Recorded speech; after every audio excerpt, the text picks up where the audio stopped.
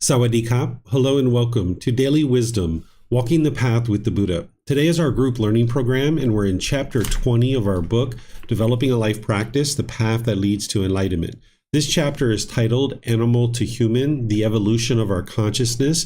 This is where you get your first exposure to the cycle of rebirth, because I kind of mentioned at the very beginning of this program to really set it aside that you don't really need to approach that until much later, and that's still the case. But here in chapter 20, what I do is I introduce students to the cycle of rebirth by helping you to see how your consciousness as a human being has evolved from previous animal existences, because this is going to actually help you on the path to enlightenment, because what you're essentially doing, among other things, through the purification of your mind is you're shedding the animalistic instincts that come along with a mind that's been conditioned from multiple animal existences.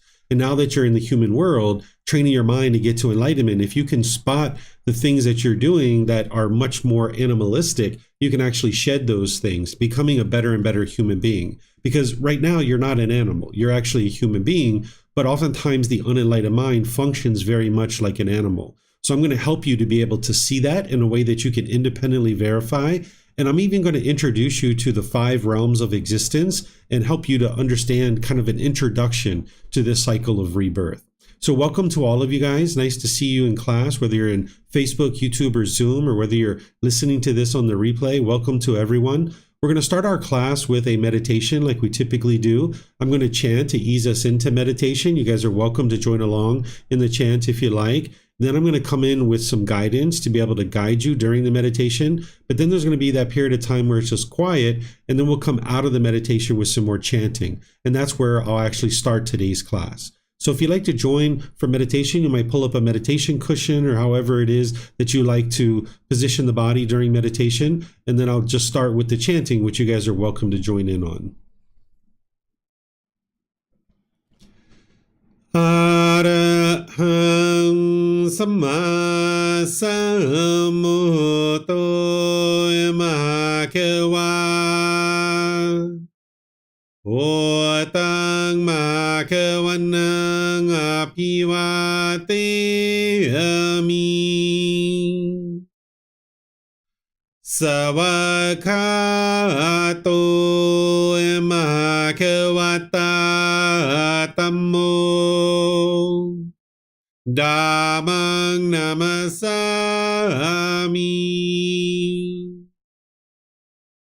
Supatipano Bhagavato Sāvaka Saṅkho Saṅghang Namami Namo Rasa Bhagavato Arahato Samma Sambuddhassa Namo Rasa Bhagavato Arahato Samma Sambuddhassa Namo Rasa Bhagavato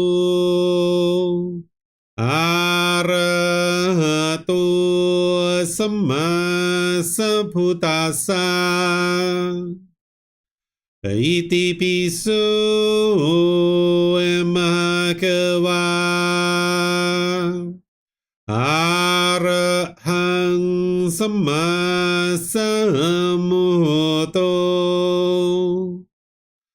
Vicacaranang Sammono Sakato Rokavitu Anuptero Purisa Dhamma Sati Satatawa Manusanang Oto Bhagavati. Okay, with the lower body and hands and arms comfortable, and the upper body erect.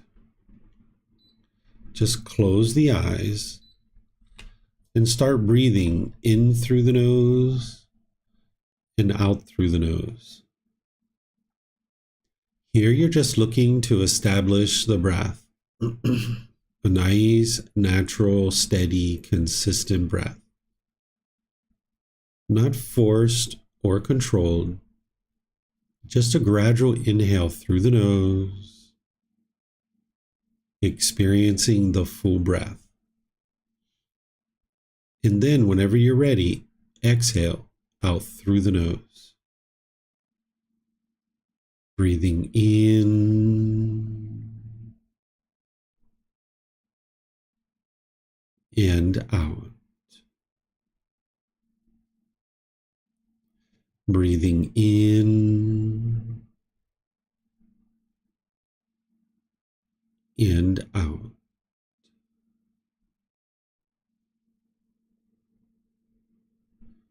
Your breath may not match up with the guidance that I'm providing, and that's okay. This is your practice. I'm just here for guidance. You can use this voice as a reminder that whenever you get to the next inhale, breathing gradually through the nose, developing a nice, natural, steady, consistent breath. And then whenever you're ready, exhale out through the nose, experiencing the full breath. Breathing in and out. Breathing in and out. With the breath well established, start fixating the mind on the breath, either the sound of the breath coming into the nose or the sensation of air moving over the skin into the nose. The breath is the present moment. Fixate the mind on the breath, the present moment. Breathing in and out. Breathing in and out. With the mind fixated on the breath, whenever you notice that it moves off the breath, cut that off, let it go, and come back to the breath, the present moment. No need to observe the thoughts, label it, judge it, analyze it, or even try to figure out where it's coming from. Whenever you notice that the mind is moved off the breath, cut that off, let it go, and come back to the breath, the present moment. Breathing in and out.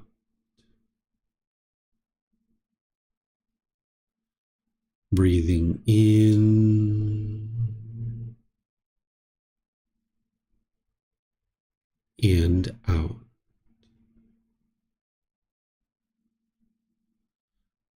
I'm going to be quiet now and let you do this work of focusing on the breath, cutting off and letting go anytime the mind moves off the breath. You have nowhere to go. There's nothing to do.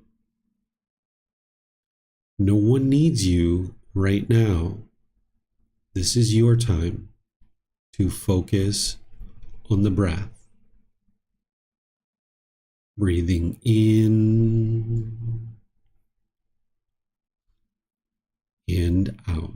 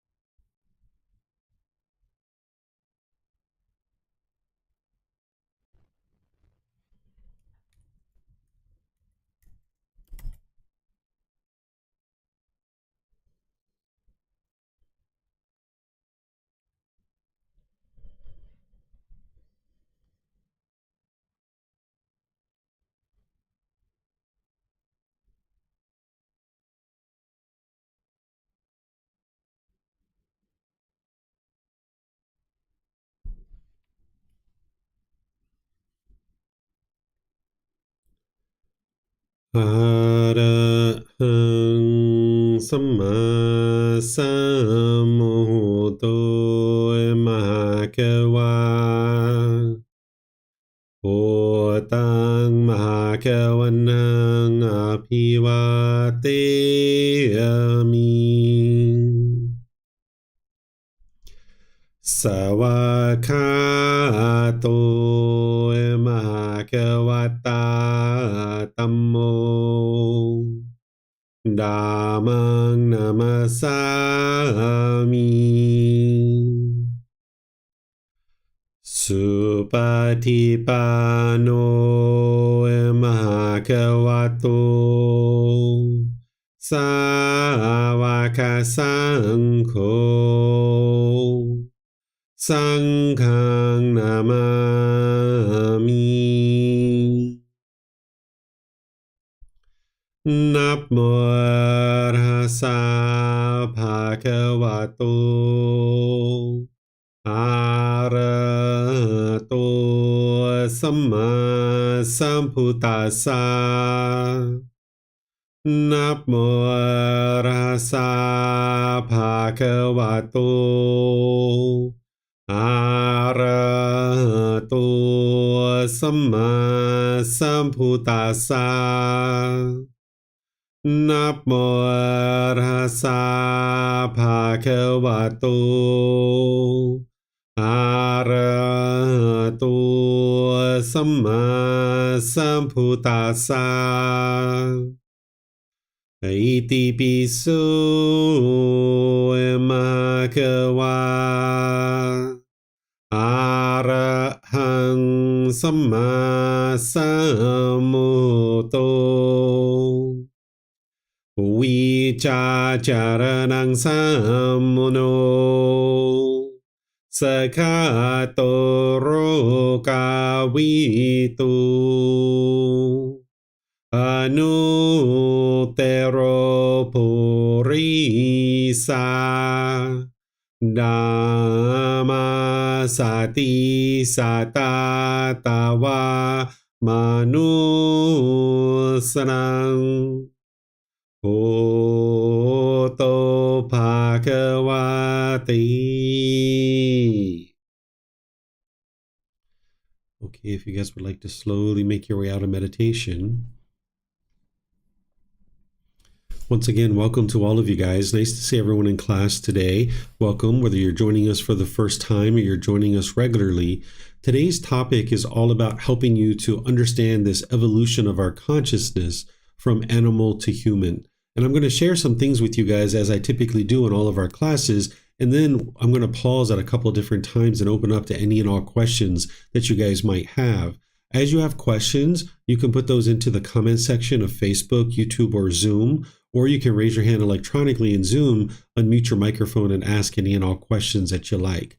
I'm going to first start out helping you to understand some of the problems that the Buddha discovered in the mind as it relates to this evolution of our consciousness from animal to human. And then we're going to talk about the 5 realms that exist. And then I'm going to help you to be able to see how our consciousness has evolved from animal to human, and even talk about kind of the recollection of past lives and things like this. Now, as you guys know, whenever I'm teaching, it's important that you don't believe anything that I share. There's no belief in the teachings of the Buddha, including the cycle of rebirth. But right now, many people in the world are believing that they have just one life. They don't have any evidence that they have just one life. It's just that they're believing it. The only reason why they believe this is maybe somebody taught them to believe it, or they convinced themselves to believe it, or maybe you just don't have recollection of your past lives at this point. So therefore, you're believing that you only have one life. But I can assure you that this cycle of rebirth is 100% true, but you need to be able to see that for yourself. You can't believe other people that you have only one life, but you can't believe me that you have multiple lives either. Instead, you can learn, you can reflect, and you can practice to be able to see the truth for yourself. So it's important that you don't believe anything related to any aspect of the teachings of the Buddha. And as you guys might know, if you've been studying with me for a little while, I teach people that when they're first starting on the path to enlightenment, to set the cycle of rebirth to the side, because it really doesn't matter at the beginning of your journey to enlightenment, because what's happened in the past is in the past. It doesn't matter right now. And what may or may not happen in the future, it's in the future. It doesn't matter. If right now you're in the human state, which you are, and you're experiencing discontentedness like anger, sadness, frustration, and other discontent feelings, then your mind is unenlightened, and you need to approach the teachings of the Buddha in order to be able to train your mind and transform your mind to get to this enlightened mental state. And oftentimes people approach the cycle of rebirth much later in their journey. But here in chapter 20, I start to introduce students to the cycle of rebirth because it is something that you're going to need to learn as part of your journey to enlightenment. The vast majority of the teachings on the cycle of rebirth are in volume 11. From there, you'll be able to see the extensive words of the Buddha on the cycle of rebirth. And the Buddha taught this for a reason. And I've put it into volume 11 for a reason, because it's not something that you really need to learn right up front. You need to be able to approach the core central teachings in order to make your way on the path to enlightenment and really moving forward. And that's what we've been focusing on for a really long time for the last 5 or 6 months in this group learning program. But now is a good time to start introducing you to some of the cycle of rebirth, because as you go deeper into the path to enlightenment, you're going to start seeing where the Buddha is kind of referencing this from time to time. As I mentioned, the Buddha taught the cycle of rebirth for a reason. The main reason why he taught it is because it's true. It's true reality. And your mind might not have the wisdom to understand that right now, but over time you can gain that wisdom. But there's other reasons why he taught this as well. He taught it because as you're learning things like the Four Noble Truths, the Eightfold Path, the 5 precepts, meditation training, and all these other teachings, and you're starting to remove the pollution out of your mind, it's very possible that you could observe your past lives. And if you start observing and having memories of your past lives, and you didn't understand that that's what that was, it could really actually shake you up.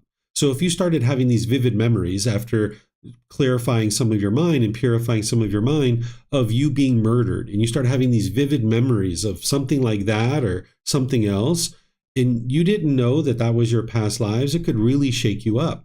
Or sometimes as people are eliminating this pollution out of their mind, they actually start seeing beings from other realms. They can see hell beings, they can see afflicted spirits, which are ghosts, they can see heavenly beings. These are formless beings, but some people can actually see them. And if you started seeing these beings and you didn't know that this was true reality and the way that the world truly is, it could really shake you up. Or some people can actually have communication with these beings, where these beings can actually communicate with you. And again, if you didn't know that this was actually true and this is the way the world works, you could think you're schizophrenic or something like this. In fact, those people are actually hearing voices from other realms, and they're being told by modern psychologists that they have schizophrenia and they have a brain defect and things like this, where in reality, this is actually true, that there's people that can actually hear voices from beings in other realms that people can't see, but you can actually hear them. And just like in a restaurant, if there was 2 tables over, there was a human beings that were having a conversation, you've learned how to block that out and just focus on your conversation. That's essentially what you can do when you're hearing these voices from other realms, is you can choose to pay attention to it if you like and see what they have to say, or you could just block it out. And you've learned how to do that with human beings, and there's no reason why you can't do that with formless beings too. But oftentimes people are really shaken up by these things because their mind is craving permanence. And what they're used to is they're used to seeing beings that have physical form, like human beings and animals. And they're not used to seeing formless beings. And when they start seeing formless beings, it can really shake them up. But all that is impermanence, that not every single being has physical form. If that was the case, that would be permanence. But we understand the universal truth of impermanence, that not every being is going to have physical form. And the same thing with the voices too, that you can hear from these other realms, that not every being that you can hear and talk to, you can actually see. Because again, that would be permanence. And we understand the universal truth of impermanence. So I'm going to help walk you through this and understand that this isn't something for you to believe, but the Buddha did teach it for a reason, because it's true reality. And you're going to need this, because if you start having some of these experiences, it can really shake you up if you didn't know what this is. And that's why I start teaching it here around the 5 or 6 month mark, because if you've been practicing the teachings and training your mind with the Eightfold Path and really working to understand that and purify your mind, there's the potential that in the coming months or years that you could have some of these experiences. And sometimes people actually have these experiences before they ever start learning with me. And then when they start learning with me, they start to understand why these things are occurring. So as I go, I'm going to open up questions to allow you guys to get any clarification that you need. But first, let's just talk about some of the problems that the Buddha discovered in the mind as it relates to this evolution of our consciousness moving from animal to human. As you guys probably know, the deepest level of detail that the Buddha describes in terms of the pollutions in our mind is the 10 fetters. Those are 10 individual pollutions that are in the mind that you need to ultimately uproot as part of your journey to enlightenment. That's what you're purifying the mind of, is you're learning about those pollutions, learning the tools and techniques of how to eliminate them, and then through eliminating those, that's what produces enlightenment.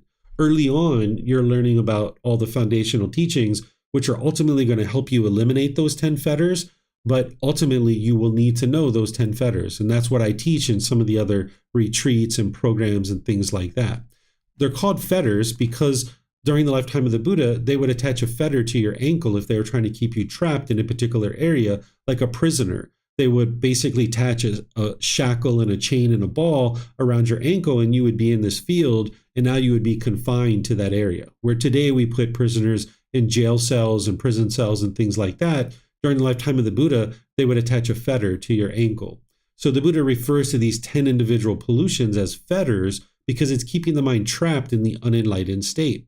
And ultimately, when you uproot those, that's what's producing enlightenment.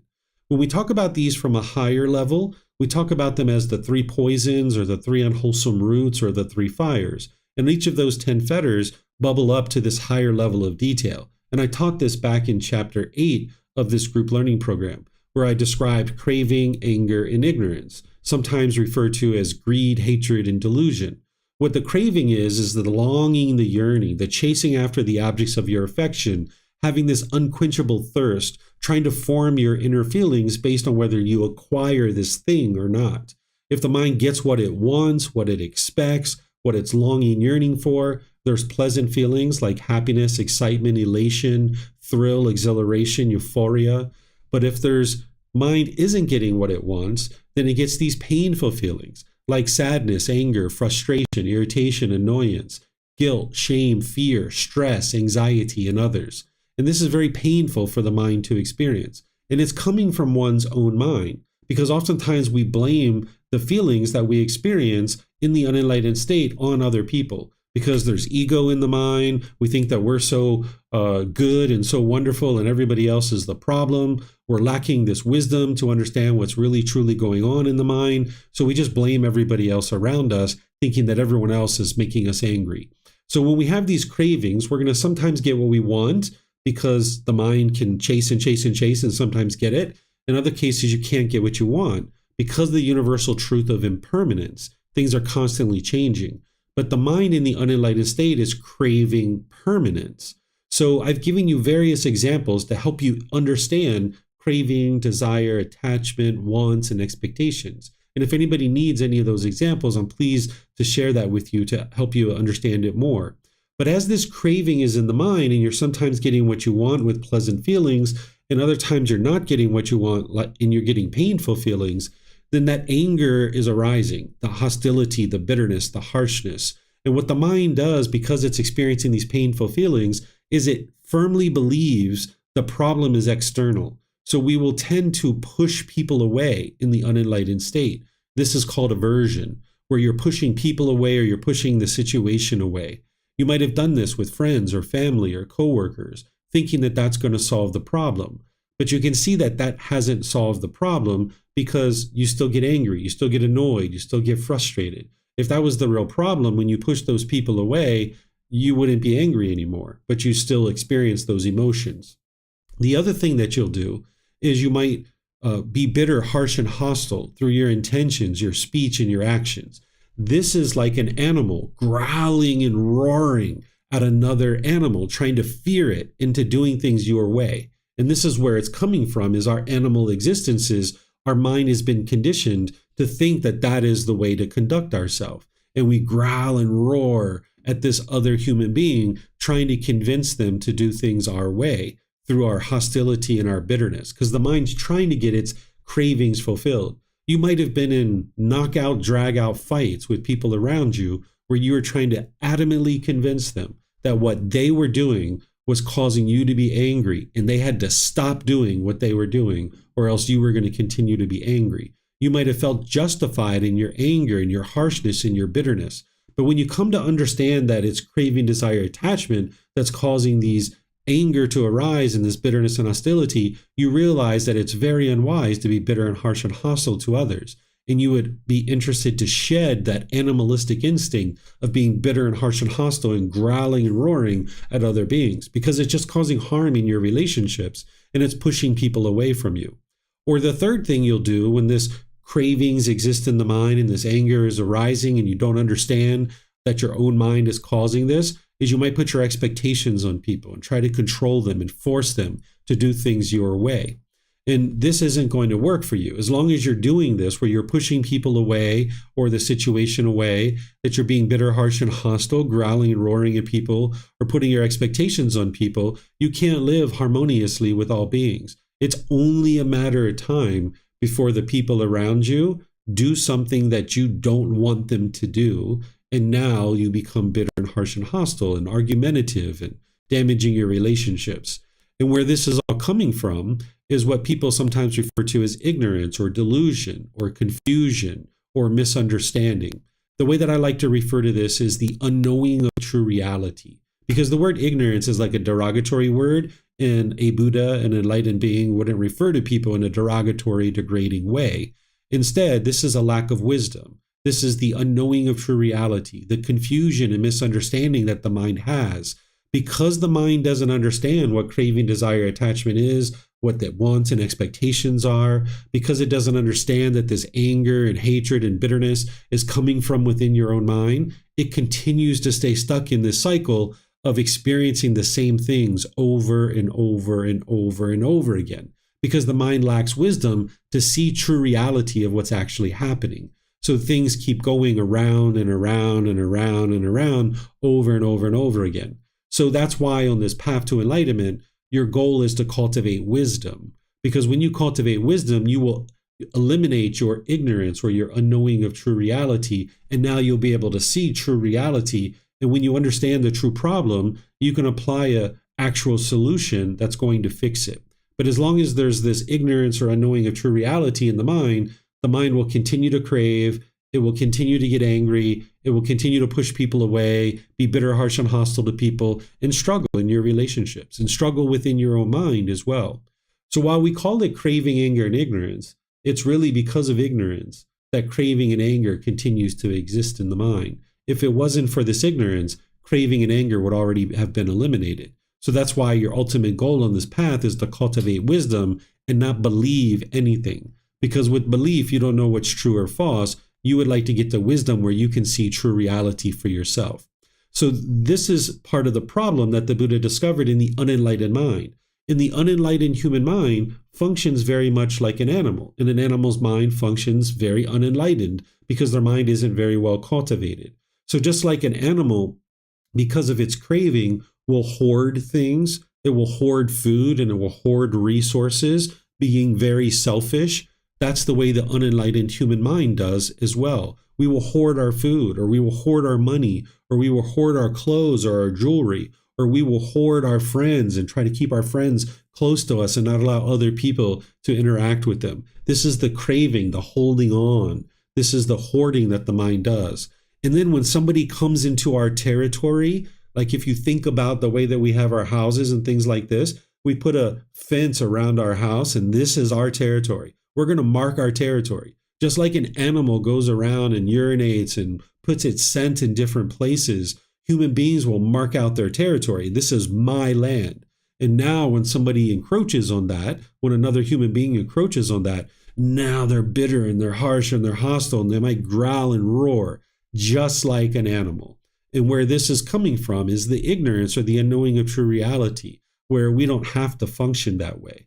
But because an animal functions this way through their unenlightened mind, they have craving, anger, and ignorance. A human being in the human state also has this craving, anger, and ignorance. And we tend to function very much like an animal. We have this personal existence view, which we've talked about in other classes, where the mind is clinging to this self-image and this self-identity that we're wanting to be perceived in the world by other people. We're almost on guard, looking out for people who's going to offend us in terms of relating or saying something about this self-image or this self-identity that the mind is clinging to. And now we're kind of on guard, kind of looking around us and worried about who might say what about this being. We might even be looking to see if someone's slandering or gossiping us. Well, in the animal realm, we needed personal existence view because we needed to be on guard.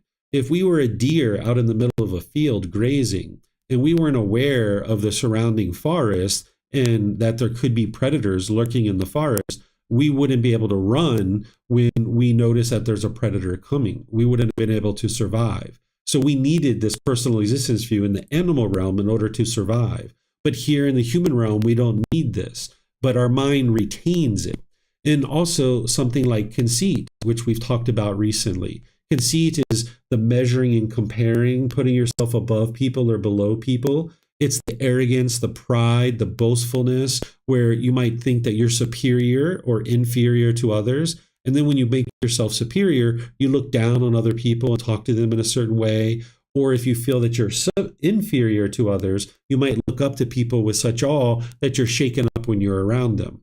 Well, the same thing is true that in the animal realm, we had to have this conceit. Without conceit in the animal realm, we wouldn't have actually survived. So when we were all a pack of wolves, we needed to know who's the alpha male and who's the alpha female, because they were teaching us how to hunt and how to survive and how to be better wolves. And when we were a herd of elephants, we needed to know who's the matriarch of our herd, because she was showing us the migration paths. She was showing us where the food is. She was showing us where the watering holes are. And if we didn't know who the matriarch of our herd was, we wouldn't have survived. We would have been off roaming in the forest on our own, not knowing how to actually be an elephant and how to find food and how to find water and how to migrate from one region of the land to another. So in the animal world, we needed a really well-defined pecking order. We needed to know who's above us and who's below us.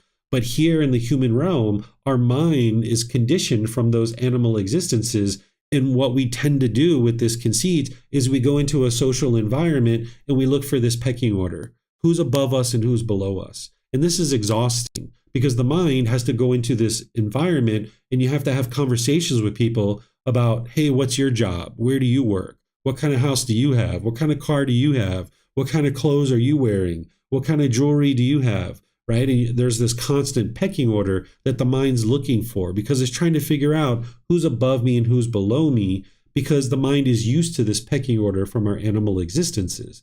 But this just drives people away from you in the human world. When you walk around with that ego and that boastfulness and that arrogance, you're putting yourself above people and below people, people will just push you aside. And it's also very exhausting to try to figure out who's above you and who's below you. And now you talk to one group of people one way and you talk to another group of people a different way.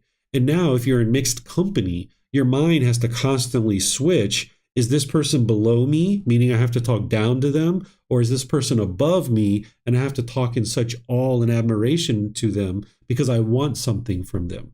Well, we can get to the point in the human world where we don't have personal existence view and conceit, and our mind will experience more peace and more joy because of it. While other people may think about things as a pecking order and they might choose to put themselves above you or below you, your mind doesn't have to do that. And there's training that I've talked about that will help you to be able to do that. But this is all coming from our animal existences, because in our current life and our previous lives as well, our mind has been conditioned to think in this way. We weren't necessarily born with personal existence view and conceit, but we were born with the conditions that led to us forming this. When we were born with craving, and we were born with ignorance in our mind. We didn't have anger in our mind when we were first born. We didn't go into the nursery hating other babies. We also didn't have conceit when we were born. We didn't go into the nursery like, my gloves are better than your gloves, or my hat is better than your hat, or look at my crib looks better than yours. We didn't do that as a baby. But the causes and conditions were in place for this to be able to be formed over the course of our life. Because what we tend to do is we tend to conform to what's going on around us. And the way that people function around us is the way that we adopt that understanding. Because we learn how to be human beings from other human beings. So if people around us have a lot of anger and bitterness and harshness, we will tend to adopt that into our mind. If the people around us have a certain amount of conceit, we will adopt that into our mind. So in our current life and our previous lives too, our mind was conditioned, kind of imprinted with this type of thinking, with craving, anger, and ignorance, and with the personal existence view and conceit, and we kind of conform to what's going on around us. And the cycle of rebirth is something that we're all experiencing over and over and over and over again, where there's these continuous rebirths, our mind being conditioned in a certain way. There's these continuous difficulties of sickness, aging, and death within this cycle of rebirth. And in order to escape that and not keep coming back over and over and over again to experience the sorrow, the grief, the pain, displeasure, and despair, we need to be able to see that what we're actually doing on this path is we're shedding our animalistic instincts and we're becoming a better and better human being. Now, some people think about human beings as an animal, and some people will even call a human being an animal, but we are not animals. We are actually human beings. But the thing is that our unenlightened mind as a human being functions very much like an animal. And that's why people sometimes think of human beings as an animal. But what we're doing on this path is we're purifying our mind of these pollutions so that you can become a better and better human being. And if you can identify some of these traits and some of these things that we do as an unenlightened human, if you can identify them as being from animalistic instincts, then it makes it more easy for you to shed those. Because if you're being angry and bitter and harsh and argumentative with your life partner, your children, or your family members, or your coworkers, you can understand like, whoa, this is an animal. I'm not an animal anymore. I'm a human being. I don't need to be bitter and harsh and hostile with this person. I can learn to become more gentle and warm and loving and kind. And that's what it means to be on this path to enlightenment, is to become a better and better human being and shedding these animalistic instincts. But because we've been in these various realms in the past, our mind has been conditioned by those experiences. So now I'm going to introduce you to the 5 realms of existence and help you understand what's going on in these realms, so you can see what your mind has been previously exposed to, and you can see how your mind has maybe adopted some of this conditioning. Now, in some cases, if you don't have memories of these realms, you don't have any way to independently verify what I'm sharing with you here. What I just shared with you, you can listen to that and you're like, yeah, I see that. That's true. But these things right here, if you don't have any experience in these realms, you're not going to necessarily be able to independently verify this. And that's okay. You can just take this in as information, understand that this is what the Buddha is teaching, this is what David is teaching, and just kind of catalog that in the mind. And then at some point in the future, if you start having those experiences where you observe your past lives, where you start seeing beings in other realms, if you start hearing communication from other realms, and there's other ways to verify the cycle of rebirth in the 5 realms as well, then you'll be able to come back to something like this and you'll understand what the truth is about these realms.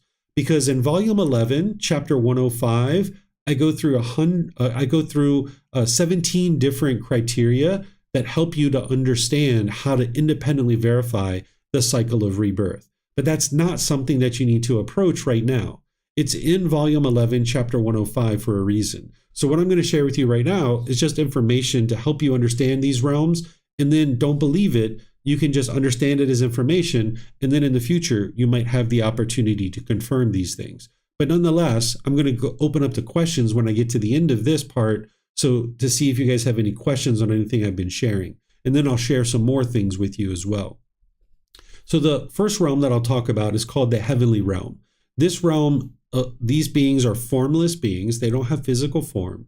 They only experience pleasant feelings. They don't experience painful feelings, and neither painful nor pleasant feelings.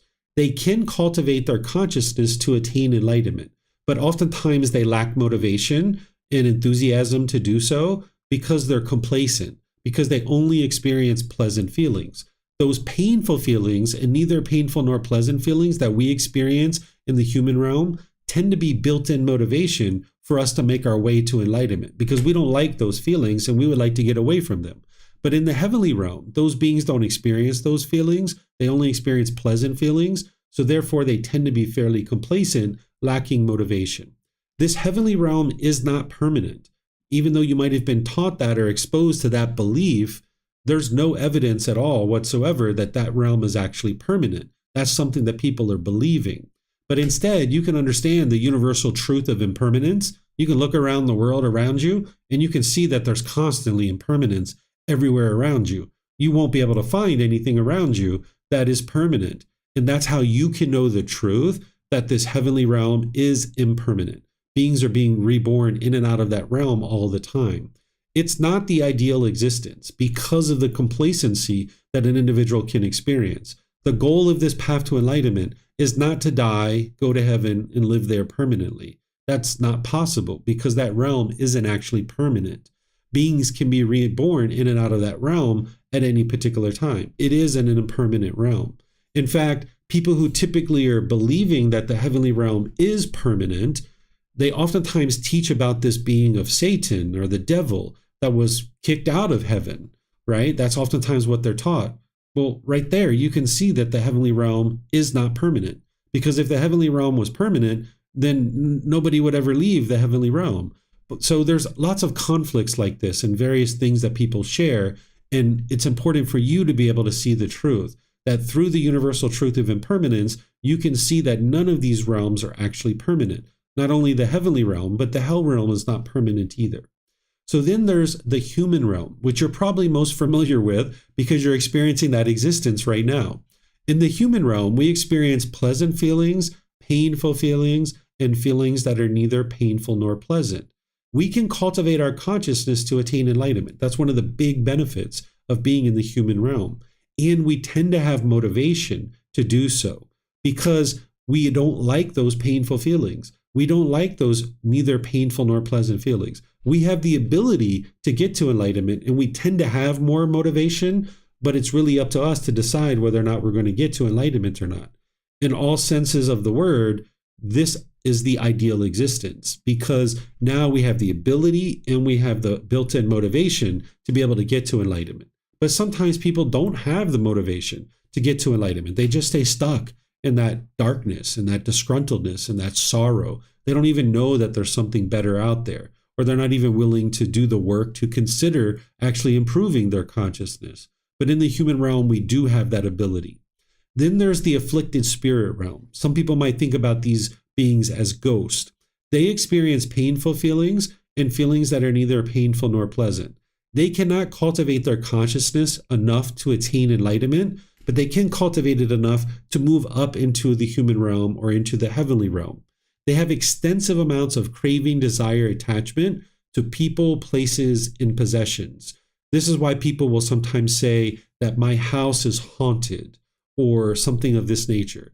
What it really is that this individual who is typically in the human realm was clinging and holding on to this house, not wanting to leave. And now when they die in that human existence, they're reborn into an afflicted spirit or a ghost. And now they're clinging to this house so much they won't let go. And they're continuing to stay in this house. And they want this house to be theirs. And they might even try to scare other people away so that they can keep this house to themselves. So this is what one is experiencing in the afflicted spirit realm, is that they're experiencing those painful feelings. They're neither painful nor pleasant feelings. They can't get to enlightenment, but they can cultivate their consciousness to a certain level. And they have extensive amounts of craving, desire, attachment to people, places, and possessions. Then there's the animal realm. This realm, they experience pleasant feelings, painful feelings, and feelings that are neither painful nor pleasant. They can't cultivate their consciousness enough to get to enlightenment, but again, they can cultivate it to move up in the cycle of rebirth. And oftentimes with human intervention, they have even more ability to cultivate their consciousness. This is one of the reasons why we see the explosion of human beings. Our population has really exploded because the animal realm is shrinking and the human realm is expanding because more and more human beings are coming in contact with animals, and it's helping those beings to get up into the human realm. And that's why we're seeing that explosion of the human realm where we're at 8 billion people right now. So these beings can't cultivate their consciousness enough to get to enlightenment, but they can improve their consciousness. They don't have any motivation to actually get to enlightenment because they don't even know what that is. They don't have enough wisdom to understand. but they are operating instead on basic survival instincts. Animals will typically fight and kill and sleep, have sex, they're eating, they're basically doing these basic survival things in order to just survive as an animal. So as the animal realm is shrinking, we're seeing this explosion in the human realm. And that's what we would think, right? Because if those beings in the animal realm can't get to enlightenment and they're going to need to be reborn, scientists have shared with us that 99% of the animals that once existed in the world no longer exist.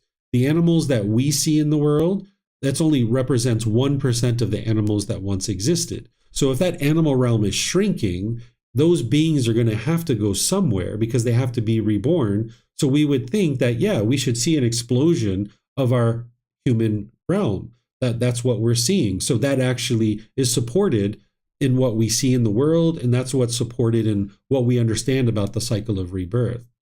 Then there's the hell realm. These beings are also formless, as well as the afflicted spirits and heavenly beings. They have a formless existence where there's not physical form. They only experience painful feelings, and they can't cultivate their consciousness to attain enlightenment, but they can extinguish a lot of their extensive craving. They have extensive amounts of craving, anger, and ignorance in their mind.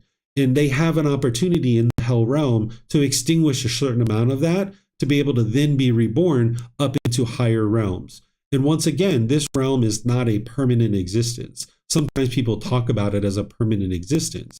And sometimes people talk about these realms in ways that somebody else is sending you to hell or somebody else is sending you to heaven. Like sometimes people talk about God is sitting in judgment and deciding where you go.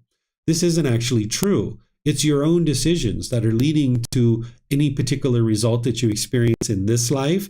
And it's your own decisions that lead to whatever you experience in any future lives as well. The goal of this path to enlightenment isn't to be reborn. That's not the ultimate goal. The ultimate goal is to purify your mind and get to enlightenment in this life. So the goal isn't to live this wonderful afterlife somewhere. So you're not believing a bunch of things and then hoping that something good happens to you when you die. Instead, you're learning, growing, and developing now in this life. You're reflecting on those teachings and you're practicing. And as you do, you can see the condition of your mind gradually improving. So you know you're getting closer and closer to enlightenment because situations that you were once in where you would get angry and frustrated and agitated, you can see that your mind's not doing that anymore. So this is the very unique thing about the teachings of the Buddha, that it's not believe, hope something good happens when you die and now there's some permanent existence somewhere. Instead, he's helping you to see true reality, that you're actually learning and practicing now in this life. And because of that, you're actually experiencing results now in this life. And this is how you can independently verify that his teachings are actually true and they're working, because you can see that it's working in your day-to-day life. And then ultimately, you're going to come to understand all of these realms and the cycle of rebirth, and you will know that that's true too. And you will have no doubts about these things, and you won't be experiencing any kind of belief. But instead, you'll be able to independently verify these things as you're progressing further and further on the path. So these are the 5 realms of existence. Beings can be reborn in and out of these realms in any particular way.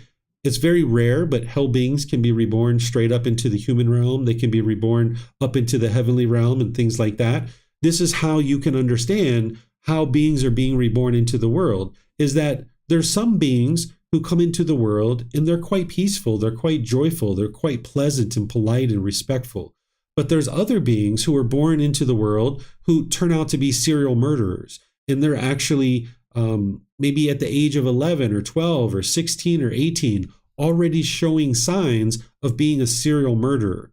And this is dependent on which realm you're coming out of. Because some beings come out of the heavenly realm and they're reborn into the human realm. And we might see that that person is more polite, more respectful, more kind, more warm and gentle. Where we might see somebody born into the human realm who's more aggressive, who's more bitter and hostile and harsh, maybe even a serial murderer. This could have been somebody who was like a lion or a tiger in a previous life, used to killing and killing and killing and killing, and they still have that craving to kill, and they're reborn into the human realm, and now they continue to kill here in the human realm. So you can see these kinds of things where people in the human realm, you can see that they've either come out of one of these other realms, or you can even see that people are headed to these realms. You can see people that are quite bitter and harsh and hostile, and they might be headed for the animal realm or the hell realm. Or you can see people who are very sexually promiscuous and going around having sex with lots and lots and lots and lots of people. This is what animals do. They have sex with lots and lots and lots of different animals. So oftentimes, if an individual is experiencing that in the human realm, they either came out of the animal realm or they're headed to the animal realm. But we can shed that animalistic instinct, and we can get to the point where our mind is purified and we understand that functioning as a better and better human being means that we can shed this craving, anger, and ignorance and live a more and more peaceful and joyful life. So I'm going to pause here and see what questions you guys have before we go further into this. You can put your questions into Facebook, YouTube, or Zoom, or you can raise your hand in Zoom and ask any questions that you like. So it looks like Marcy has a question. Go ahead, ma'am. Thank you, Teacher David. Just out of curiosity, for a hell being, they can't cultivate a consciousness to attain enlightenment, but you were explaining that they can extinguish some of their unwholesome karma. And the way they do that is just by experiencing these painful situations and stuff. Is that how they're extinguishing it? Yes, exactly. The lifespan in hell is very long, as well as in the heavenly realm. It's a very long lifespan. So individuals in the hell realm are there to extinguish extensive amounts of unwholesome karma that they've generated. So let's just say they were in the human realm previously, causing harm to all kinds of people, and maybe even animals too.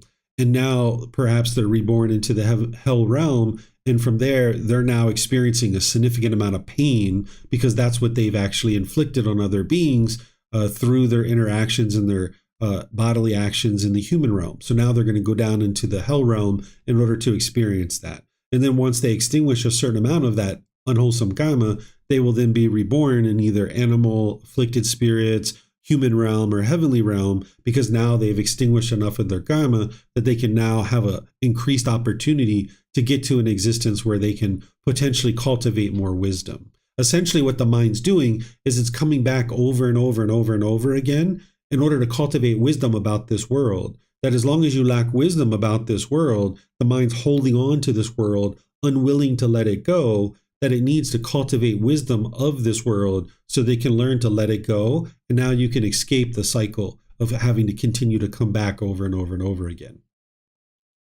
And so that would be the same thing for the afflicted spirits, right? Because they can experience painful and neither painful nor pleasant, but it's by those experiences within that realm that's helping to extinguish whatever unwholesome karma they have generated in whatever past lives they've had. Exactly. They need to extinguish their clinging to people, places, and possessions. And this is why if you ever encounter a ghost, one of the best things you can do is just talk to it and say, hey, let go, move on. You don't need to hold on to this house any longer.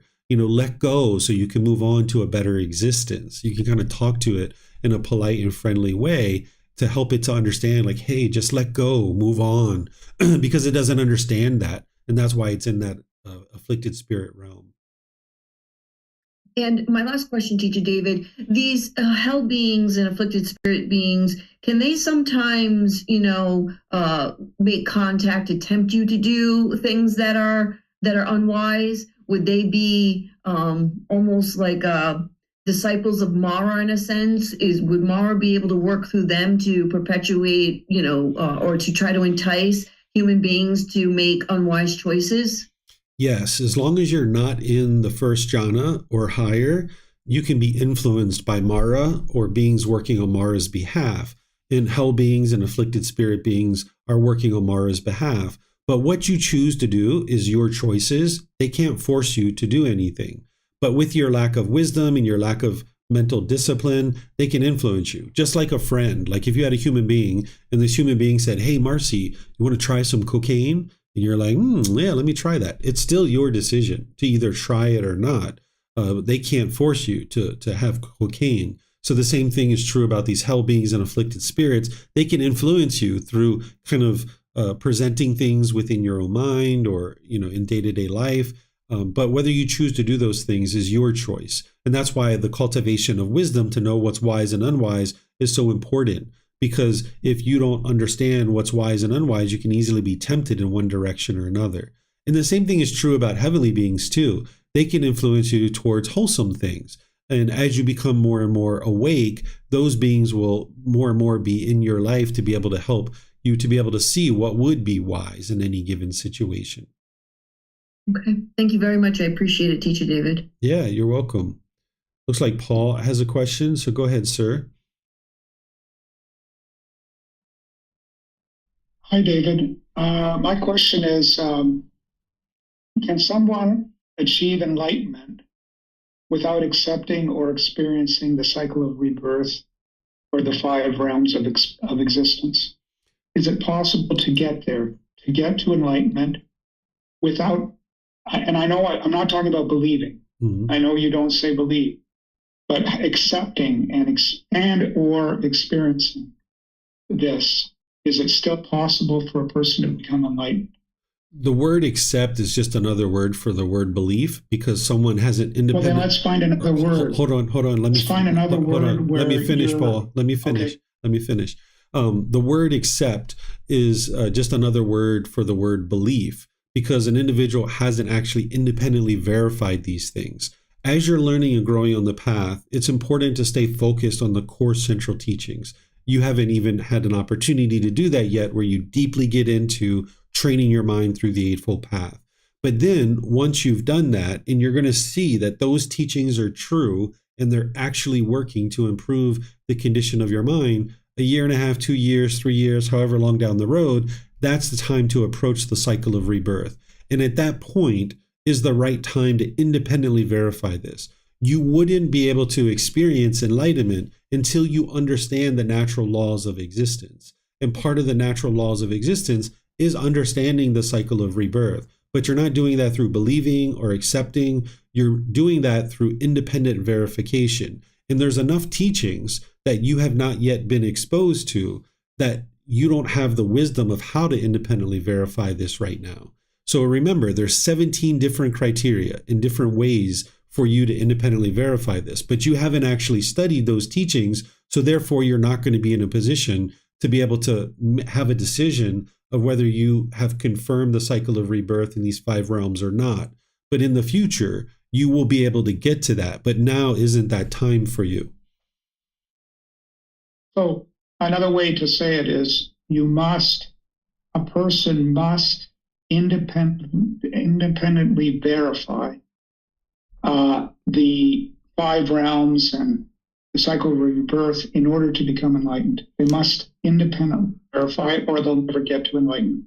I don't use that word must, because that sounds like someone's required to do it, where the only thing we're required to do is actually die. Everything else is optional. Instead, in order to get to enlightenment, an individual will need to independently verify the cycle of rebirth and the 5 realms of existence. They're going to need to have an understanding of this, and that's part of the journey.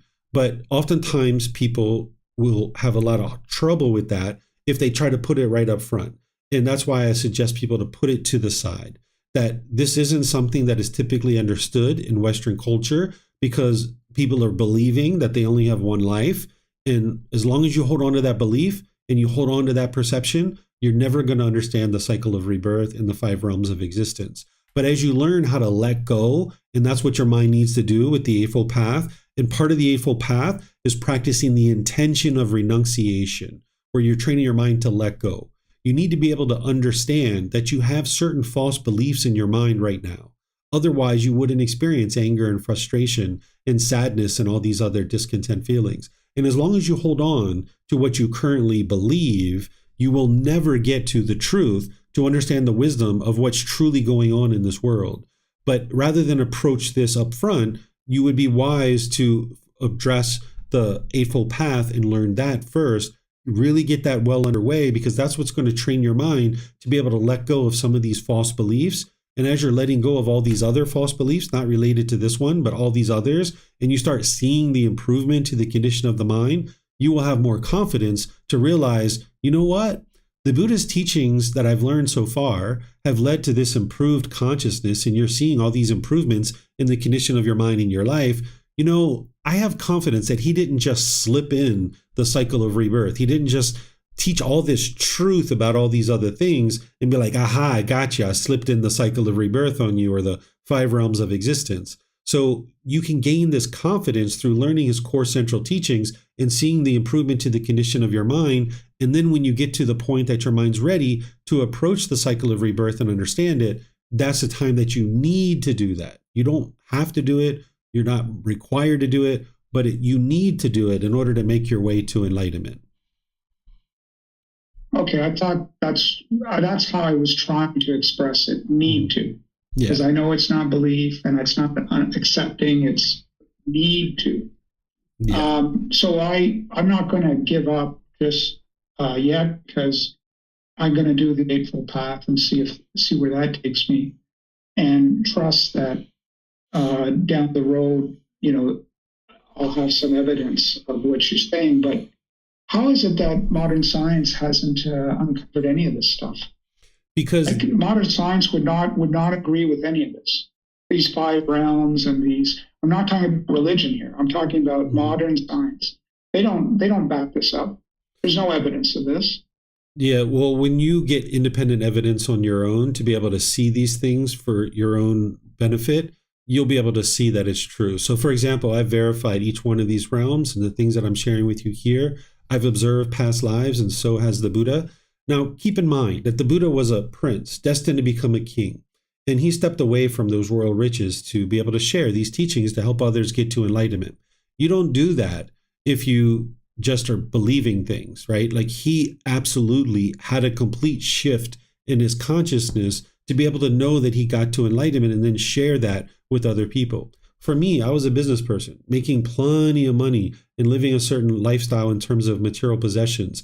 I left all that behind, and now I'm choosing to share these teachings with others. And I don't just share this out of belief or something that I think might be true. This isn't my opinions or my views. These aren't beliefs. These are things that I've independently verified, and I know with 100% certainty that it's true. But science hasn't gotten to the point where it can independently verify this through their own research and their own studies. Because, for example, like the afflicted spirit realm, the realm of afflicted spirits or ghosts, the way that I know that that's true is that I've seen ghosts before, and I've communicated with them before, and I know that that's true. But there's no way for me to capture that and then show it to a scientist and say, can you confirm this? Because it's a isolated situation. It's happened to me in that situation, and there's no way for them to go back and independently verify that. But there's plenty of people in the world that have seen ghosts, but there's plenty of people that haven't either, and that's impermanence. So I've had exposure to Mara, this being that is referred to as the devil or Satan in other traditions. I've had direct interaction with that being, and I know that this being exists with 100% certainty. But there's no way for me to take what I experienced, give it to a scientist, and say, here, go independently verify this. So science isn't capable at this point to independently verify it. But understand that science isn't the end-all be-all. Science isn't the ultimate truth. Science is only as good as the next experiment to show that what they currently think is untrue. So science is an evolving field that right now, the body of understanding that they currently have, that can all change with the very next experiment. So it's not solid and rock solid, and it's not, dedicated truth with 100% confidence. So it's important to understand that while science has definitely benefited us, and we need to be able to look to that for certain benefits, it's not the end all be all of what is truly happening in the world. One last question, David. Thank you for that. Does evolution, the theory of evolution, does that contradict any of this? Depends on what your thought of. Can you accept the science of evolution, which is proven, and that won't stop you from believing in these realms and these rebirths and all that stuff? Remember, don't ever believe in any of these realms. I'm not sure what you've been exposed to in terms of the theory of evolution, but evolutionary theory, like if you think about the Big Bang or any of these other things that people talk about, those kinds of things can very easily have occurred, and these things exist at the same time. These can be mutually existing at the same time. They're not one I or meant, the other. For the human existence to have evolved from lower species, from a prehistoric caveman to what we are today. Is there any contradiction in that relative to Buddha's teaching? No, that's exactly what the Buddha taught, is that human beings are constantly evolving and developing. That's impermanence. Okay, good. Thank you. Yeah, and one Appreciate thing, it. you're welcome. One thing I'll add about science is the more that scientists look into the teachings of the Buddha in the way that they're able to, the more they're actually proving that the teachings of the Buddha are true. I'll give you just one example of this, is that the Buddha taught 2,500 years ago, as you train your mind and you get to a certain point in your development, like the first stage of enlightenment, your mind won't regress backwards. That whatever development that you've experienced, your mind will never regress backwards. It will only be forward progress. Well, scientists and brain, people who study the brain, neuroplasticity, and doctors and researchers and PhDs, they're actually studying the brain through MRIs and CAT scans now, which weren't existing during the lifetime of the Buddha. And what they're doing is they're taking people that have been meditating for long periods of time, and they're scanning their brains and they're looking at their brains. Where we're training the mind, we're not training the brain, but there's a connection between these two things. But what they're noticing is that once somebody has had a certain level of training in meditation, that the physical structures of their brain have changed and they never change back to the way they were before. And this is beneficial results. So the more that science peers into the teachings of the Buddha, they're actually proving what he actually taught. So we might say that the Buddha was like way ahead of his time. 2,500 years ago, he understood things that today modern scientists don't understand. If you look at modern psychology is teaching you how to cope with feelings. They're teaching you how to manage feelings. 2,500 years ago, the Buddha was teaching you how to eliminate the causes and conditions that are producing them.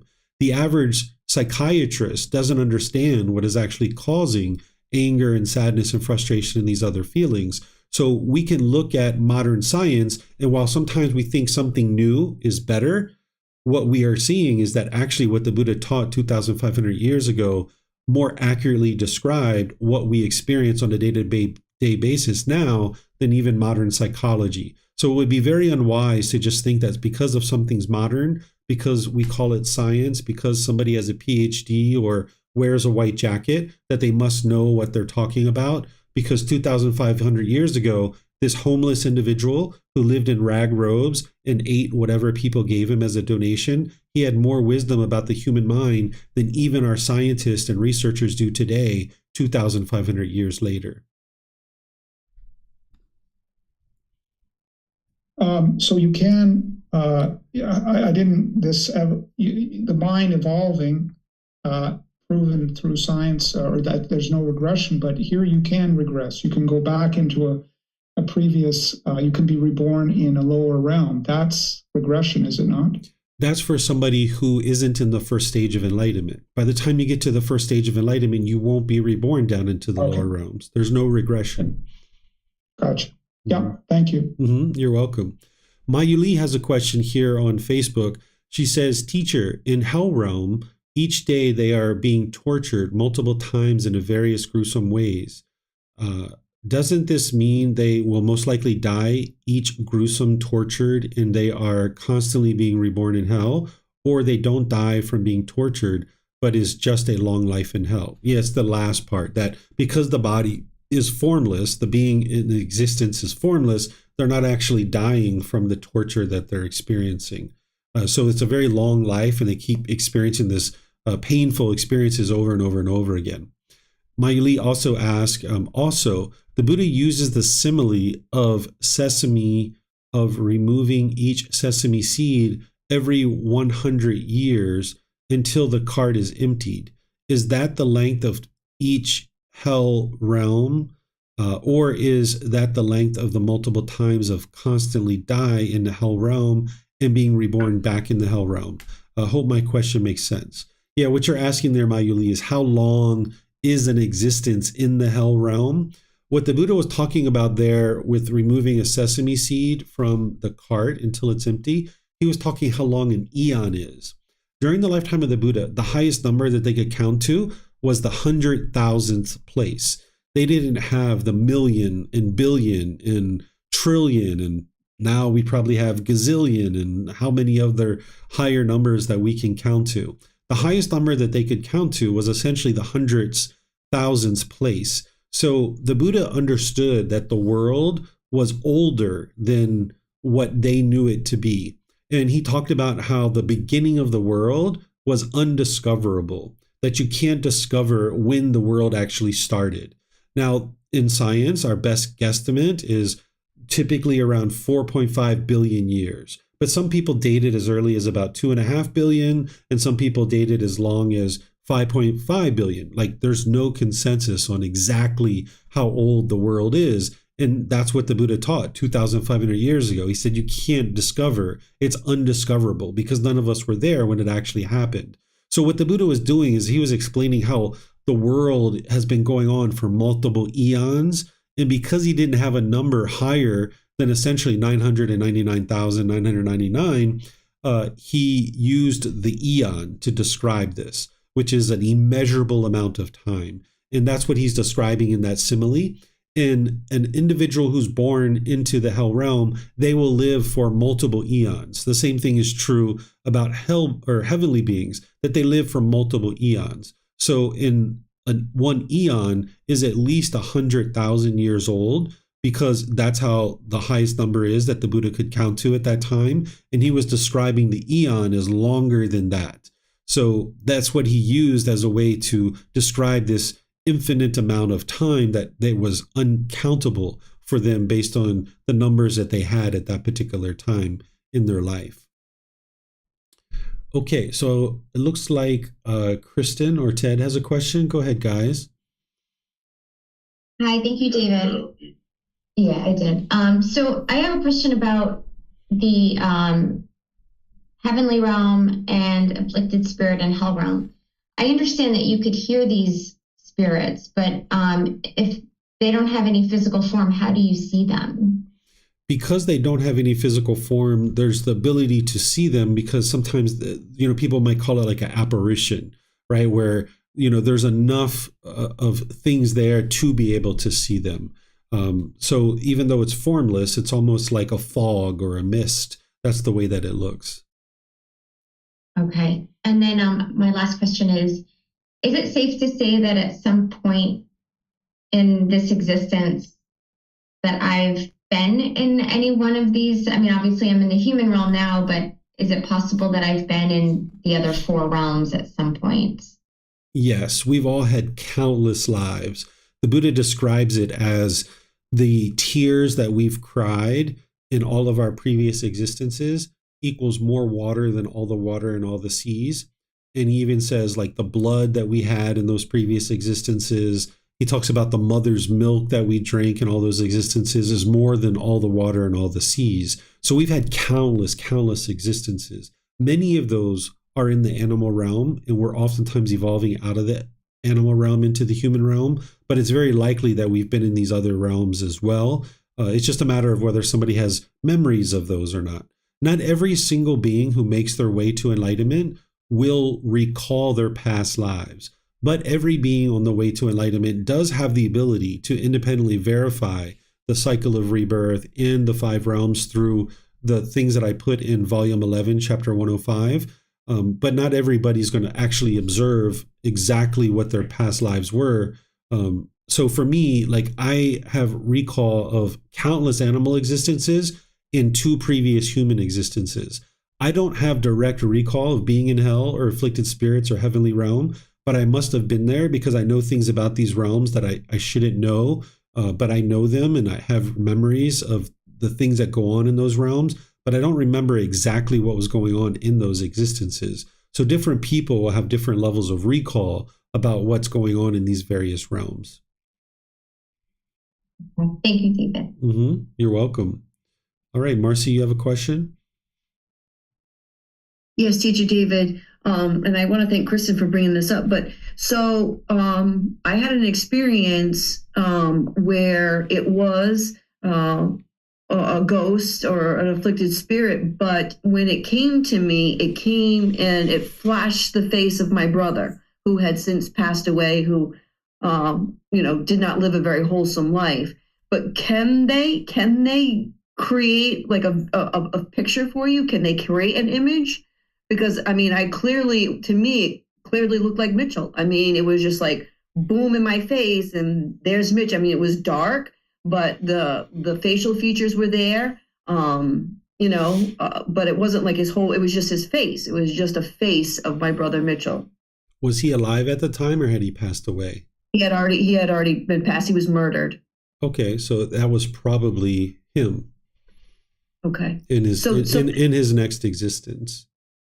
Okay, so it's not that they actually have form, but they can have the capability to present distinguishing, identifying features. Yeah, it's like I mentioned, it's almost like a mist or a fog that you're able to see this individual being. They can appear to look like they have form, but they actually don't. They're formless beings. Okay.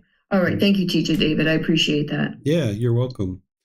Okay, so now what I'm going to do is I'm going to help you to understand how an individual experiences the observation of their past lives. This isn't something that you need to go out and actually attempt to force to occur. In fact, if you tried to do that, you would probably be unconfident that this is actually what has occurred. But I'll explain to you the way that it does occur.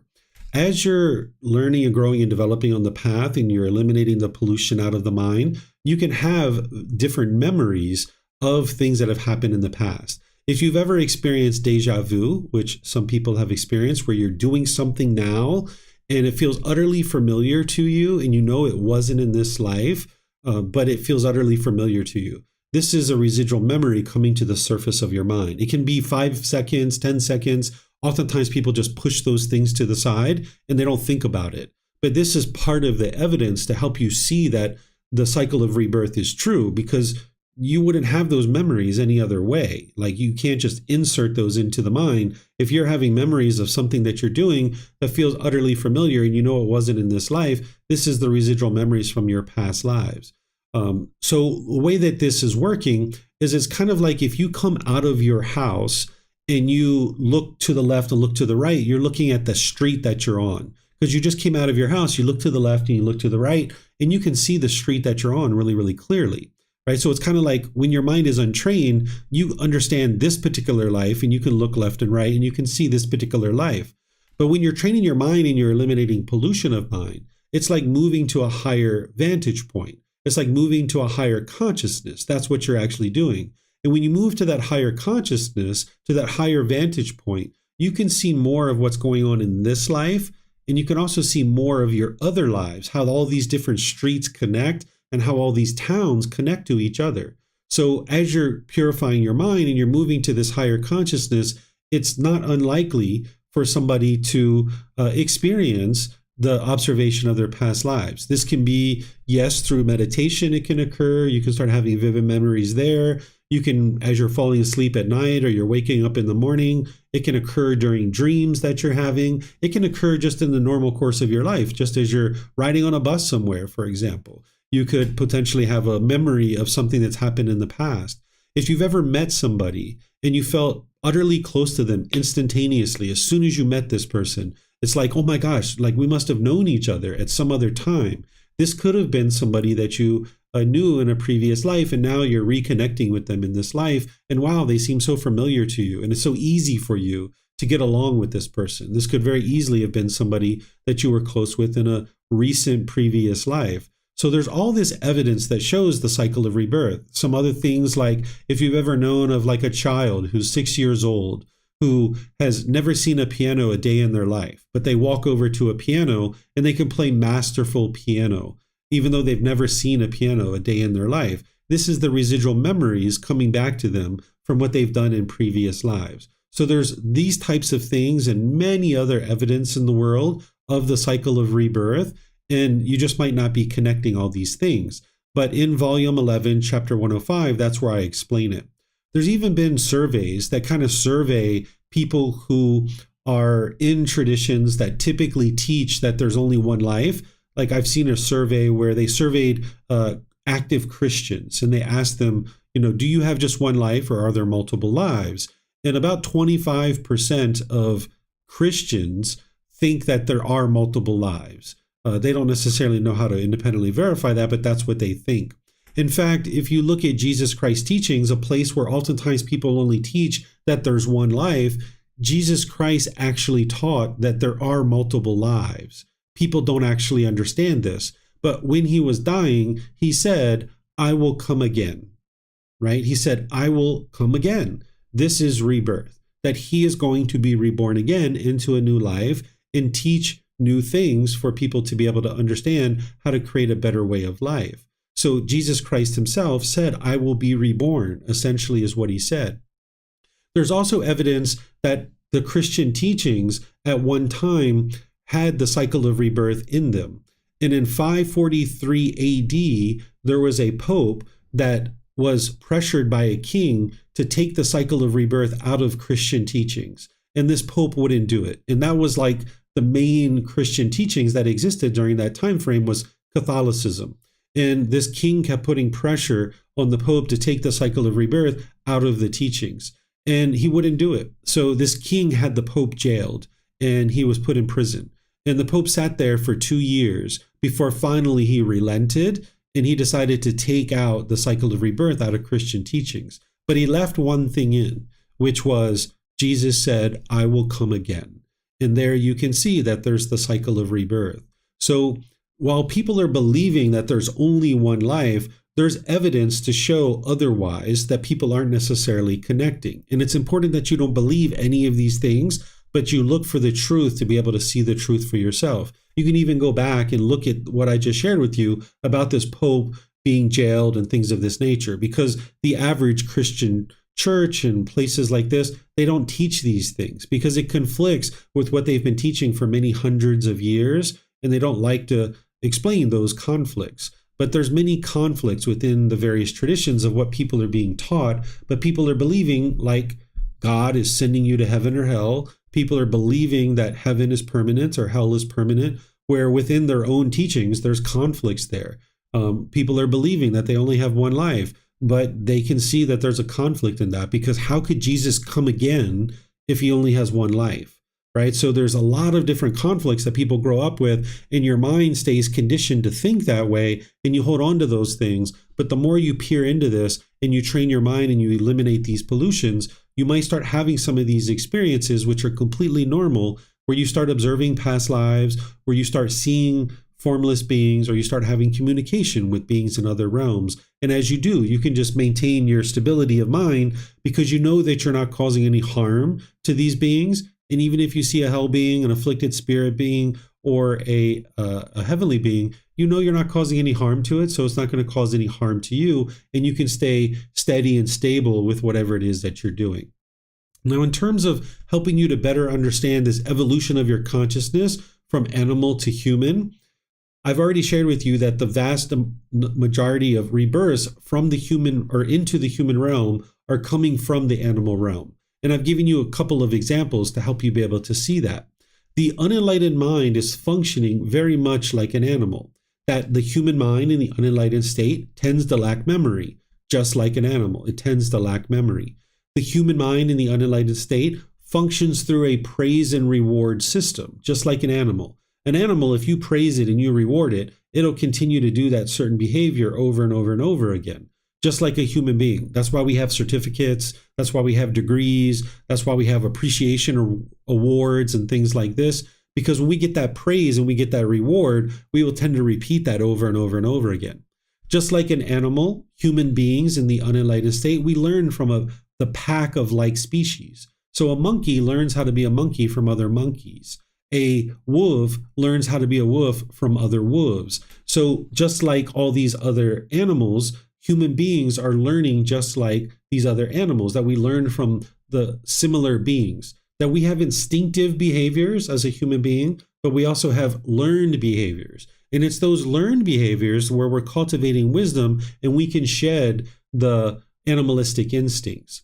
We even have words in our human language and English language and others where we say things like, you are acting like an animal. Like when someone's being bitter and harsh and hostile or argumentative, or like, you're acting like an animal, right? Or you are fighting like cats and dogs, right? We even say these things because we're acknowledging that this behavior, this conduct is very much like an animal. And this is why people are oftentimes thinking that human being is an animal, when in reality we're not, we're a human being. Humans are so fascinated with animals that we have things like zoos, right? Where we go and we look at animals and we gawk at animals. We study animals. When we're growing up as a child, we have stuffed animals.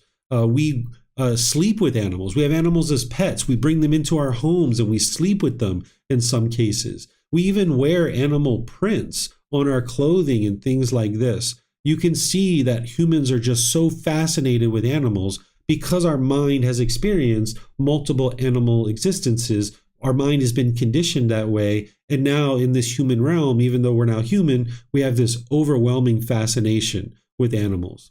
So the animal consciousness is preoccupied with craving, anger, and ignorance, with ego and the protection of the self. And so is the unenlightened human consciousness until we train it otherwise. And when we're training our mind otherwise, we're evolving from these animal consciousness to a human consciousness so we can experience a better existence where we eliminate all the difficulties and struggles of existing. Because our existence doesn't have to be difficult. It doesn't have to be a struggle. But with an untrained mind, it will feel like a struggle. Being an animal is very much like a struggle. Sometimes people look at a bird and like, oh, it'd be so great to be a bird and flying around, or, oh, it'd be so great to be a fish and swimming in the ocean. But really, if you understand what that life is like, you really wouldn't be interested in doing those things at all. If you've ever seen like wild animals out in the wild where they have insects and different things like this that are growing on their body, or fungus, or decaying teeth, and they don't have the ability to get medical care, or going around in a wild environment where they're constantly on guard, scared and worried if they're going to be attacked by another animal. This is no way to live life. But in the human realm, we sometimes look at the animal realm in awe, thinking that it would be great to be an animal. But going back to the animal realm is just to continue to allow the difficulties and struggles of existence to continue on and on and on. We can appreciate this human existence that we have, not allow it to go to waste, not allow us to be complacent, where we can evolve past these difficulties, cultivating wisdom and experiencing a better and more improved life. So getting to enlightenment is what ends this cycle of rebirth, where a human being is learning to become more and more human so that they can better exist and coexist peacefully amongst all beings. So getting to enlightenment, you can see that your mind is gradually improving, that the mind and the consciousness is gradually improving, where as your mind is doing that, you will ultimately be able to encounter all the other teachings like dependent origination and other things that the Buddha describes, where he shows you in 12 interlinking steps exactly how your mind keeps coming back into the world over and over and over and over and over again. So escaping the cycle of rebirth is to get to enlightenment. And we can look at the planet and the condition of the planet, and we can see that the harm that we've caused to the health of the planet has been through our own decisions, of our own craving, anger, and ignorance, that we've, in some cases, destroyed the planet. I know that when I was growing up and I was learning to change my oil in my car, I was taught to just dump the oil in the woods or just to dump it in the sewer. And that's what I was taught growing up as a child. But as we evolve and we learn a better way of life, we learn that that's unwise and we start doing it a different way. And that's what it's like to be on this journey to enlightenment, is that we're constantly gaining wisdom, we're constantly evolving, becoming a better and better human being, shedding these animalistic instincts. And what you can do is you can start identifying the things that you're experiencing and realize that that is an animalistic instinct and shed that. So if you're having craving to go have sex with lots of people, you can understand that that's a animalistic instinct and you would like to shed that. If you're being argumentative and bitter and harsh and hostile, you can see that that's an animalistic instinct and you can shed that.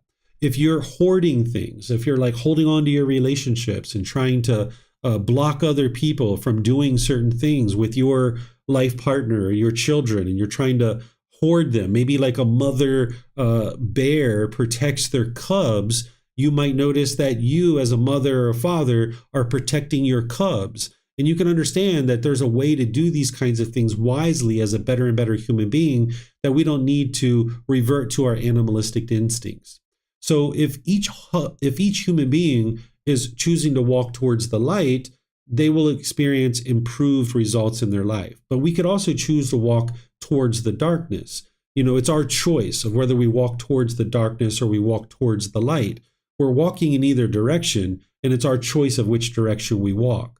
Walking towards the darkness is to continue to resort to animalistic behaviors. But walking towards the light is to walk towards being a better and better human being, purifying your mind, and getting to the point where you can live harmoniously with all beings around you. So this is everything that I had to share today on this particular topic. If you would like to ask any questions, remember you can put that into Facebook, YouTube, or Zoom, or you can raise your hand in Zoom and ask any and all questions that you like. So it looks like Paul has some questions. Go ahead, sir. David, it's not a question, it's a follow-up. And I'm wanting to ask you if you agree with this statement, that an enlightened being has independently verified the existence of the 5 realms of existence and the cycle of rebirth. Is that a true statement? They've independently verified the cycle of rebirth. I'll repeat. An enlightened being has independently verified the existence of the 5 realms of existence and the cycle of rebirth. They have. By virtue of being enlightened, they have independently verified those things. Is that a true statement? Enlightened being has independently verified the cycle of rebirth as part of their journey to enlightenment. They've encountered the teachings, they've peered into this, they've looked at all the evidence, and they've been able to see the truth for themselves that the cycle of rebirth is absolutely 100% the truth.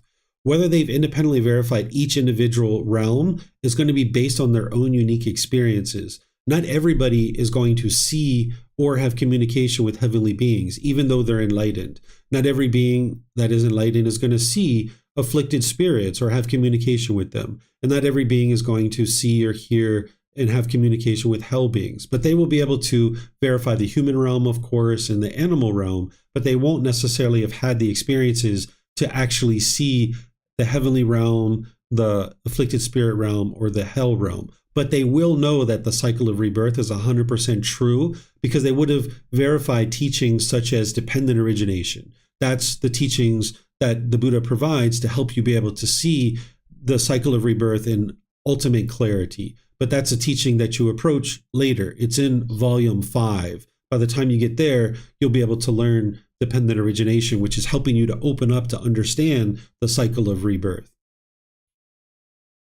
Because then if you haven't independently verified those things, and let's just say they don't all have to be independently verified, but let's just say you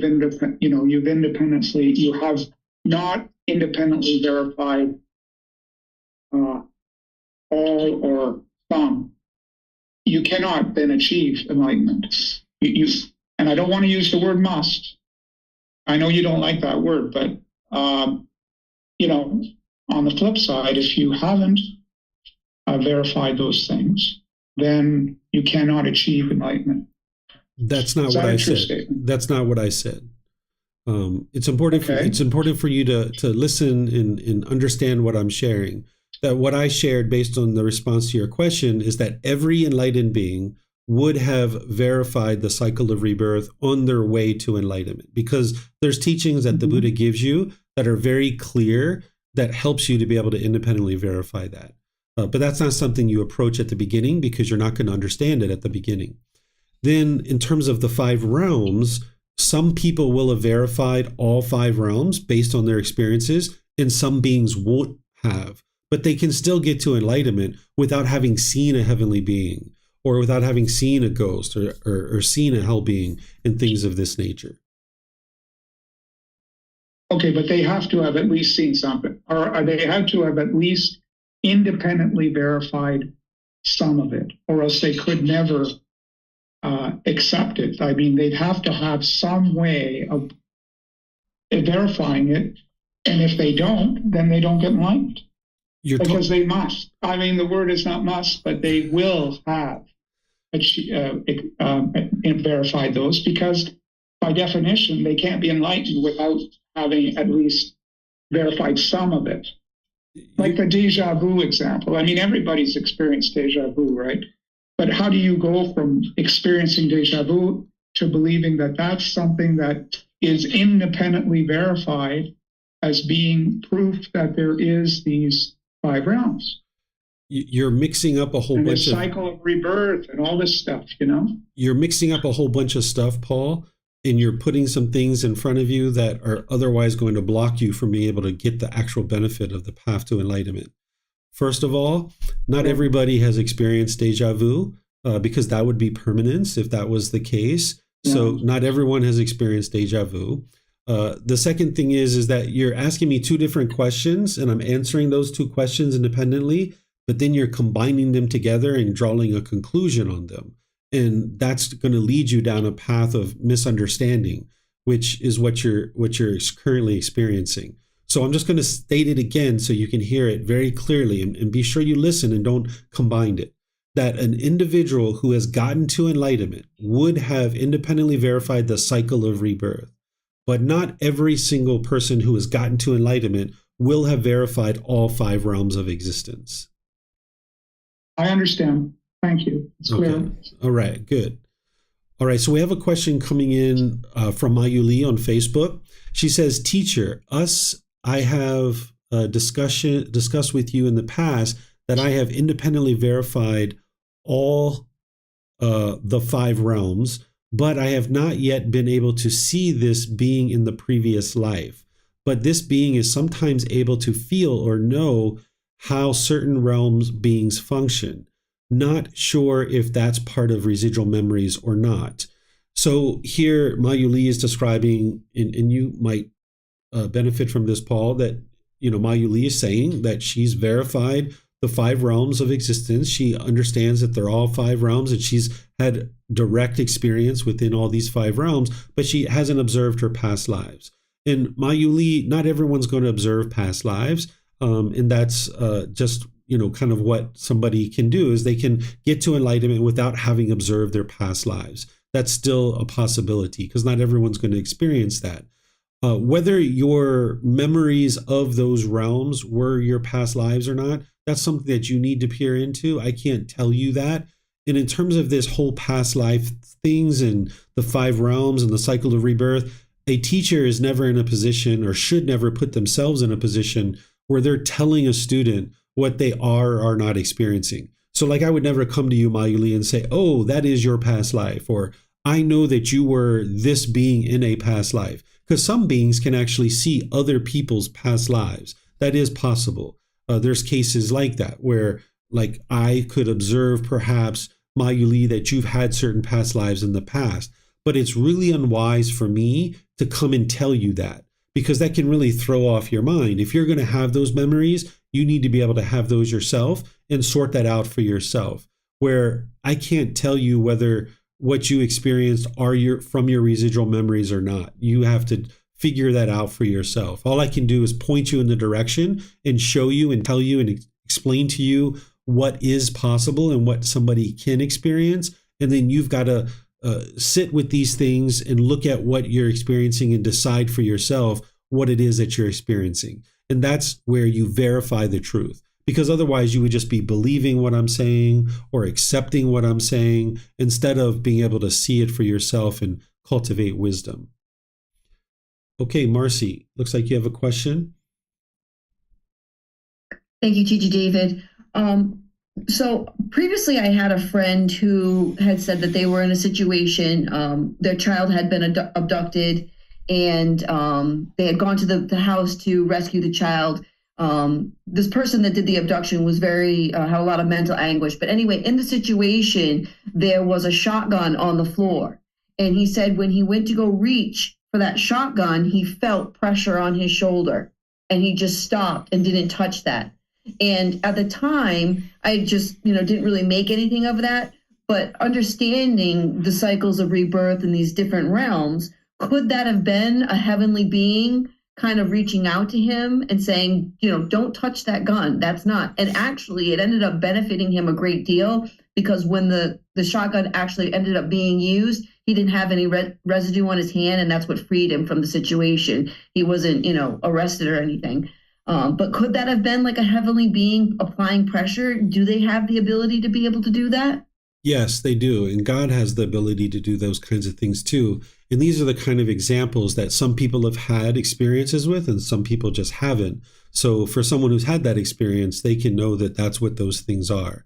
It can be a heavenly being, and it can also be God that does those things as well. They're not going to force you. They're not going to control you, but they're going to kind of give you some guidance that will help you. And whether you choose to do one thing or another, it's your choice that's going to lead to those results. Okay. All right. Thank you very much. Yeah, you're welcome. Mayuli has another question here. She says, when I was a teenager, I saw a being that looked, sounded, and dressed like my mom in the house hallway that we used to live. But it wasn't my mom because she was out during that time. Can that be an afflicted spirit pretending to be my mom, or could that be my mom in a previous life?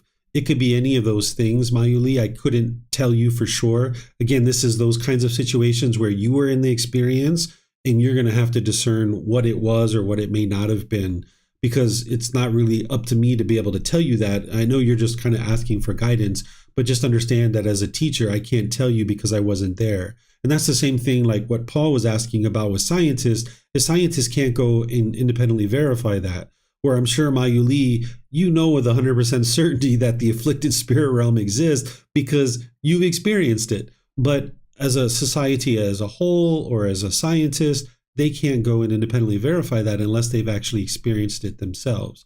But of course, there's some scientists out there that have experienced these things, but there's just the way that the limitations on scientific field is, they can't use their method of study to independently verify these kinds of things because they're very short-lived and they're in the moment, and those kinds of things aren't able to be independently verified. And I'm not able to tell you whether you experienced one thing or another. That's something that you need to see through your own independent verification rather than rely on other people for that verification. Okay, let me see if we have anything else. All right. I'm not seeing anything. I see somebody wrote something in Thai on our YouTube channel. I'm sorry, I don't read Thai. It looks like all of our questions are done.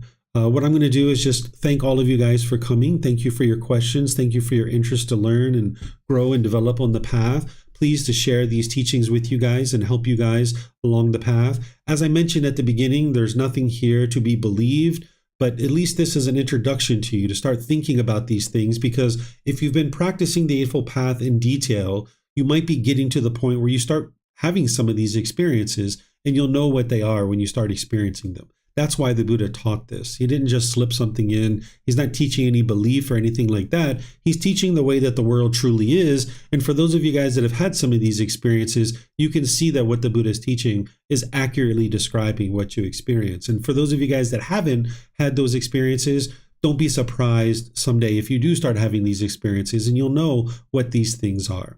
Next week, I'm going to be in chapter 21.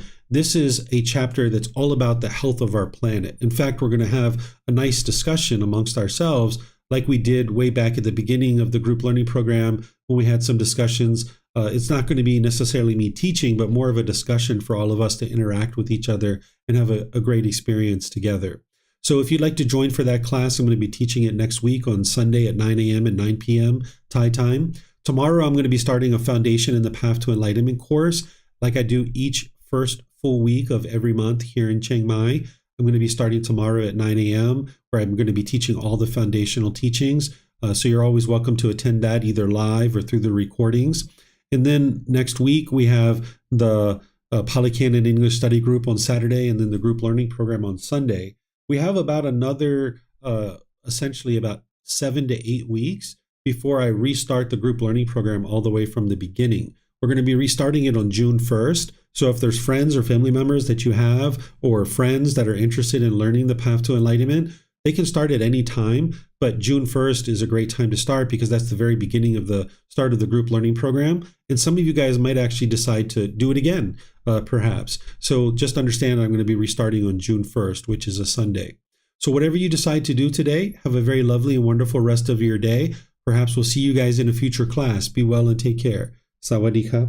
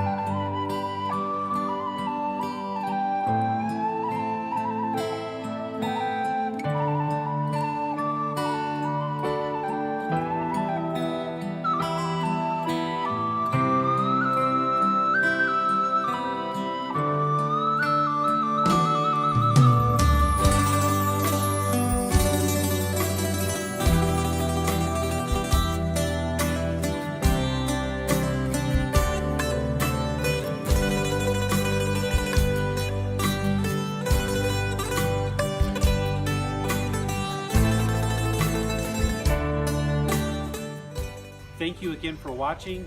Enjoy your meditation. Look forward to seeing you online and answering any questions that you might have. Thank you so much.